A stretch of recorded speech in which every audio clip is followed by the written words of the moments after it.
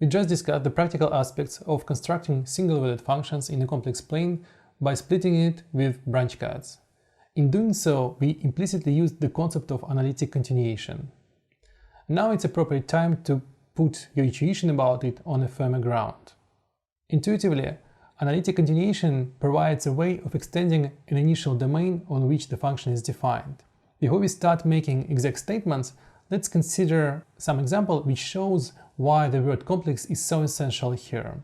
Let's turn back to one of your problems from your homework number 1 and problem 1.10 and look at it from a slightly different perspective. Imagine you need to consider a function defined by the following differential equation: y prime of z equals 1 over 2z with an appropriate boundary condition y of 1 equals 0. And you want to approach it from a real analysis viewpoint.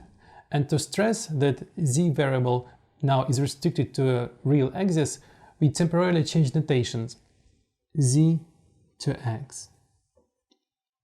The differential equation for y of x allows to find the value of this function at point 1 as well as all its derivative. Indeed, y of 1 equals to 0, then y prime of 1 equals to 1/2, then 1 prime prime is easily obtained by differentiating the differential equation, and you obtain negative 1/2, and so on. And as a result, you may write down the Taylor series for this function in the vicinity of point x equals 1. And the Taylor series will have a simple look.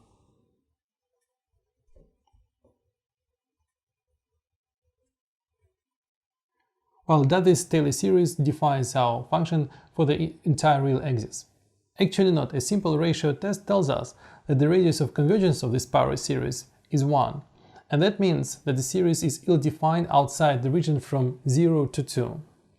Well, but does that mean that something intrinsically bad happens with our function, say for x greater than 2?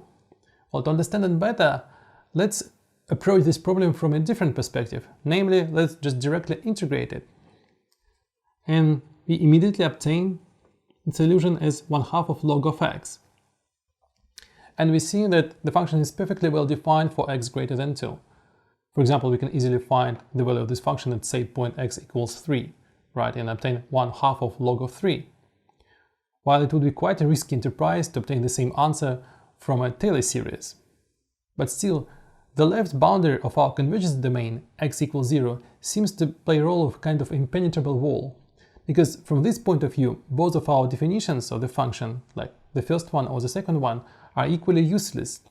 Well, the second definition loses its sense because the log function is not defined in real domain for negative x, while the first one is because we are simply outside the convergence domain. So now let's go complex, and let's promote x to z. Well, the real Taylor series becomes a complex one, so let's rewrite it.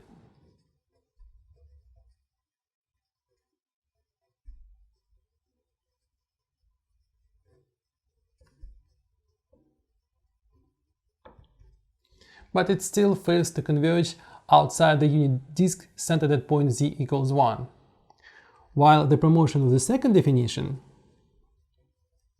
gives us some hope, because the log function do exist for real negative z in a complex realm.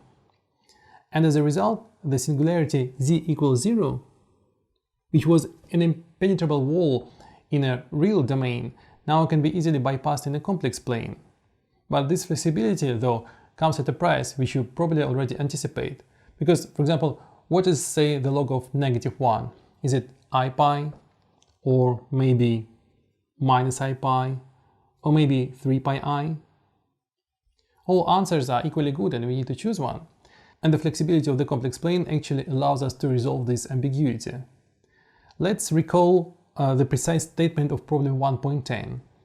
As you remember, the differential equation and their boundary condition were given in a carefully chosen domain. The first domain was bypassing their origin from above, while the second domain was doing the same thing but from below.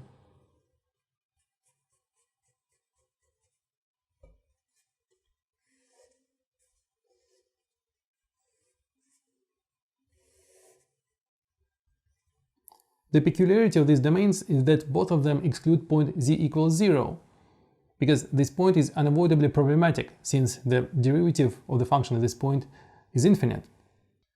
To save time, I will not reproduce the solution of problem 1.10. Instead, I will give you the answers which are easily interpretable. And indeed, for the upper region, we obtain y of -1 is equal to I pi by 2. While for the lower region, we obtain y of -1 is equal to -I pi by 2. These two distinct values can be attributed to different analytical continuations of function log of z outside the unit disk centered at point z equals 1 along different curves. Consider a function log of e to I phi, with phi increasing from 0 to pi and decreasing from 0 to -pi. So let's summarize what we've just learned.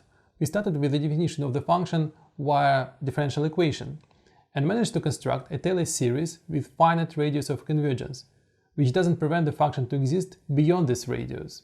However, the left boundary of this convergence region happened to be impenetrable along the real axis, and only the extension into a complex plane allowed us to define a function for negative arguments, but at the price of rendering the resulting function multivalued.